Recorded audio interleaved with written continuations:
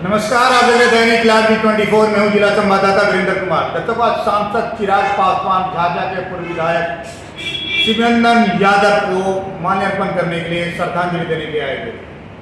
ऐसे में सांसद चिराग पासवान ने क्या कुछ बातें हमारे साथ की।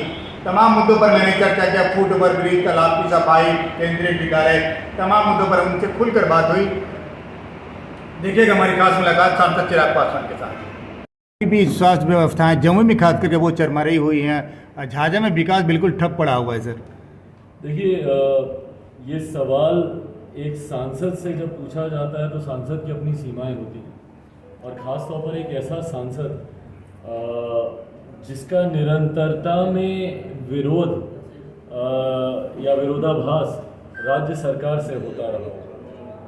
आप सब इससे भली भांति वाकिफ़ हैं कि कितनी जद्दोजहद से केंद्रीय विद्यालय जो एक झाझा में खुला, एक छोटा सा केंद्रीय विद्यालय खुलवाने के लिए हम लोग को कितनी मेहनत करनी पड़ी। उस वक्त अगर आपको याद हो तो राज्य सरकार ने ज़मीन तक देने से मना कर दिया था। आज भी जो केंद्रीय विद्यालय का भवन निर्माण यहाँ पे चल रहा है वो भी केंद्र सरकार की ज़मीन, रेलवे की ज़मीन, उस वक्त के रेल मंत्री और उस वक्त की HRD मंत्री स्मृति ईरानी जी और रेल मंत्री सुरेश प्रभु जी, उन लोगों का सहयोग रहा तो ये योजना धरातल पर उतर पाई।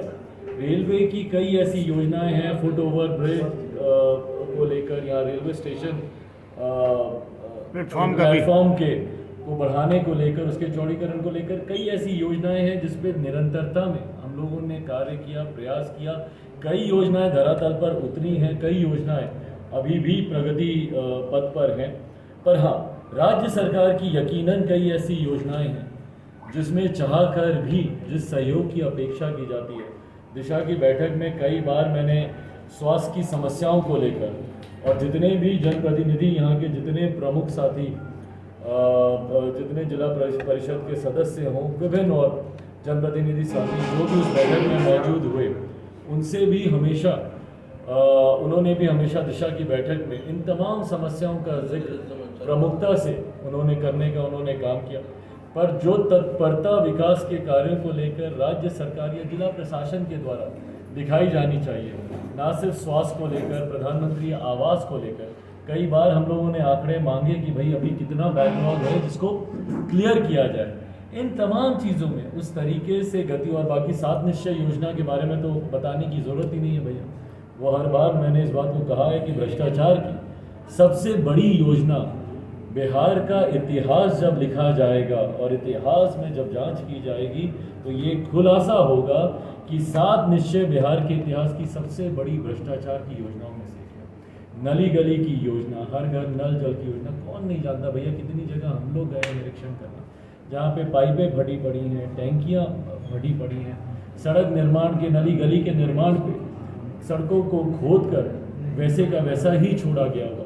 ये तमाम समस्याएं है इस बात की कि पिछले 8 सालों में एक सांसद के नाते कम से कम मुझसे जितना बन पाया, Jamui Lok Sabha as a whole, जिसमें 3 जिले मिलके ये लोकसभा बनती है, मुंगेर जिले की आपकी तारापुर विधानसभा, शेखपुरा की आपकी शेखपुरा विधानसभा और जमुई की हमारी चारों विधानसभा। मुझे खुशी है इस बात की कि ना सिर्फ केंद्र सरकार बल्कि नीति आयोग के द्वारा भी जमुई में विकास के कार्यों को सराहा गया है।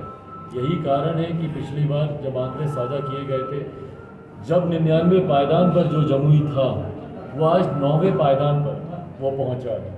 यकीनन 2024 तक की मेरी और बड़ी रूपरेखाएं हैं क्षेत्र के विकास को लेकर। सर एम्स आना, एम्स के लिए चर्चा हो रही थी। इसके भी राज्य सरकार ने ज़मीनें नहीं दी इसके, और उसके बदले में सर एक मेडिकल कॉलेज का उद्घाटन किया गया, लेकिन मेडिकल कॉलेज का काम आज तक शुरू नहीं हो पाया सर। देखिए, मेडिकल कॉलेज के काम में ज़मीन को लेकर विभिन्न तरीके की और परमिशंस को लेकर ज़रूर कुछ समय तक बाधाएं उसमें आ रही थी, पर अब के बाद से ज़मीन को लेकर, ज़मीन के अधिग्रहण को लेकर, राशि के आवंटन को लेकर मुझे लगता है तमाम तरीके की बाधाएं अब क्लियर है। इतना वादा मैंने ज़रूर पिछली बार किया था कि अपने इसी कार्यकाल में रहते रहते जमुई में मेडिकल कॉलेज का उद्घाटन करके ही जाऊंगा। जाना तो खैर कहीं नहीं है, रहना यही है, पर उसका उद्घाटन ज़रूर करूँगा। तो इस वादे पे मैं कायम हूँ। मेडिकल कॉलेज इस कार्यकाल में 2024 से पहले ज़रूर। सर फुट ओवर ब्रिज का काम झाझा का ड्रीम प्रोजेक्ट है सर। इसमें रेलवे की तरफ से लापरवाही ज़रूर हुई है, इसको मैं मानूंगा। इसमें हाँ, फुट ओवर ब्रिज को लेकर थोड़ी सी इसमें टेक्निकल लापरवाही रेलवे के द्वारा की गई, जिसकी वजह से कार्य जहाँ पे होना था कुछ उसमें लेकर अड़चने आई थी। बहरहाल उस पर भी मुझे लगता है कि जल्द उसको भी कंप्लीट कर दिया जाए। तालाब की सफाई भी नहीं हुई सर। आप जो सरकारी योजना दे के जाते हैं, पता नहीं अधिकारी सुस्त हो जाते हैं। झाझा सर एक बहुत अधिकारी अगर अपनी जिम्मेदारियों को पूरी तरीके से निभा लें, दिशा की बैठक में हमेशा मैं इस बात को बोलता हूँ, नेताओं की जरूरत नहीं है। अगर अधिकारी अगर अपनी भूमिका को सही ढंग से निभा लें, अगर आप भारत का संविधान भी देखें तो नेताओं की भूमिका लॉ बनाने तक, नीतियों की ड्राफ्टिंग तक नेताओं की भूमिका होती है। एग्जीक्यूशन की पावर्स पूरी तरीके से ब्यूरोक्रेसी के हाथ में होती है। और जिस दिन ब्यूरोक्रेट्स आ जाएंगे तो वो अपने क्षेत्र के विकास में अपनी ईमानदार भूमिका दें, जिसमें से कई ऐसे अधिकारी हैं जिन्होंने अपनी ईमानदार भूमिका निभाई भी है। यही कारण है कि भैया नीति आयोग भी यहाँ पे जब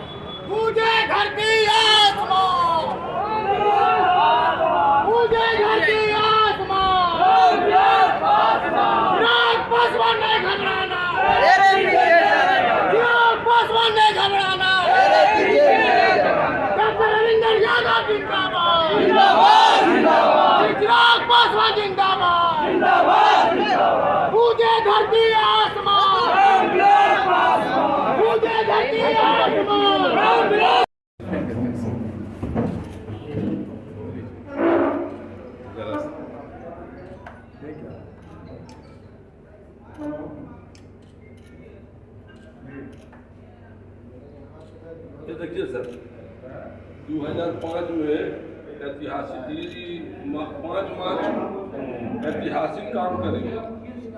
इतना बड़ा कार्यक्रम हुआ, बढ़कर चल जीवन बाबू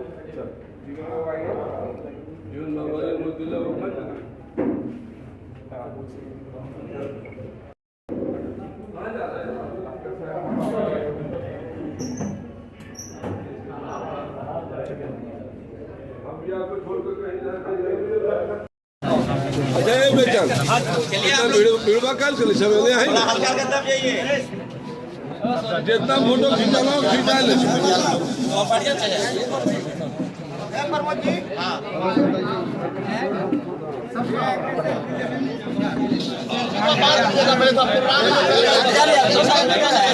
साहेब साहेब